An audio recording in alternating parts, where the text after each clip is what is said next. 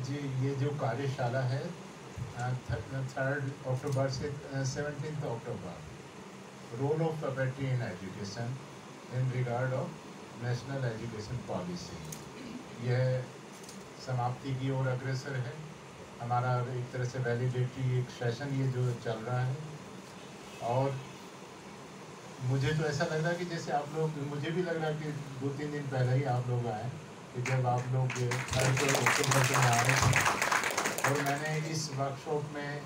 What are the aims and objects of this workshop, वो मैंने आप लोगों को बताई थी, एक्सप्लेन की थी। मुझे बहुत हर्ष हो रहा है, आई एम वेरी हैप्पी कि आप लोगों ने जिस तरह से अभी प्रेजेंटेशन कुछ किए, और बहुत ही इफ़ेक्टिव, जिसको कहना चाहिए कि जो सामने वाले टारगेट ग्रुप को, क्योंकि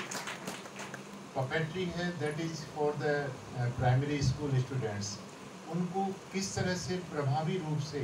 आप चीज़ बता सकते हैं, कम्युनिकेट कर सकते हैं। तो यह एक मुख्य ध्येय, मेन ऑब्जेक्ट इस वर्कशॉप का था। मेरे को लग रहा है कि आप लोगों ने इसको भली-भांति रूप से इसको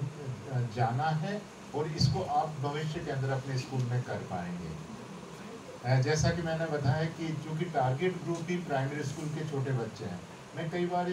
न्यूज़ पढ़ता हूँ कि इतने केसेस ड्रॉप आउट हैं फ्रॉम स्कूल्स, रजिस्ट्रेशन हुआ, बच्चे बीच में छोड़ के चले गए पर्टिकुलर गवर्नमेंट स्कूल्स के अंदर और रूरल स्कूल्स के अंदर। तो जहाँ अभी आप लोगों ने जो प्रेजेंटेशन दिया है, इस वे से, इस इंटरेस्टिंग मीन से, यदि बच्चों को, मैं सोचता हूँ कि in the beginning of classes, जो उनकी ऑल दो प्राइवेट स्कूल्स के अंदर तो प्ले स्कूल और ऐसी होती हैं, गवर्नमेंट में इस तरह का सिस्टम नहीं है, बट इस तरह से यदि आप उनको देंगे तो निश्चित रूप से मुझे नहीं लगता कि ड्रॉप आउट के केसेस ज़्यादा हो सकते हैं। बच्चे खुद आएंगे। रूरल एरियाज में देखते हैं कि पेरेंट्स हैं, बच्चों को साथ लेके आते हैं,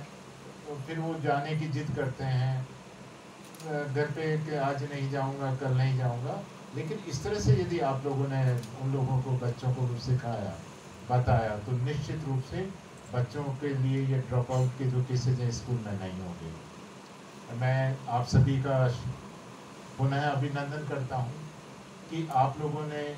इतने दिन इस वर्कशॉप के लिए दिया है। और वर्कशॉप के इन द बिगिनिंग मैंने आप लोगों से कहा था कि जो ट्रेनिंग पार्ट है that is very important in our मतलब सर्विस कैरियर। फॉरेन के अंदर और इन जो कॉमर्शियल ऑर्गेनाइजेशंस हैं, इकोनॉमिकल ऑर्गेनाइजेशंस, जहाँ की एक तरह से चीज़ें सेल होती हैं,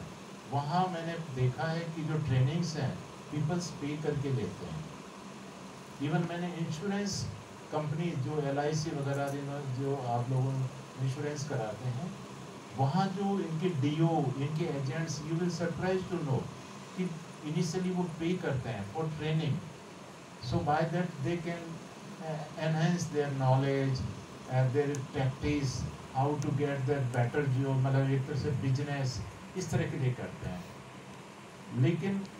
चूँकि जो टीचिंग का जॉब है ये कुछ उस तरह का बिजनेस का जॉब नहीं है, लेकिन एक तरह से ये देखा जाए तो उन जॉब से बहुत आगे बढ़ करके, बहुत ऊपर उठ करके, जैसा मैंने इन द फर्स्ट डे कहा था कि एक राष्ट्र निर्माण का आप लोग एक जॉब करते हैं, और उस चीज़ का तो मूल्य है, इस चीज़ का कोई मूल्य नहीं है, इसको हम मूल्य के रूप में आंक ही नहीं सकते हैं। तो आप लोग आए यहाँ वर्कशॉप को, आप लोगों ने एक तरह से यहाँ बहुत ही इंटरेस्टिंग वे में और एक समर्पण भाव से, डेडिकेटेड भाव से आप लोगों ने इसको किया। ऑल्दो आप लोग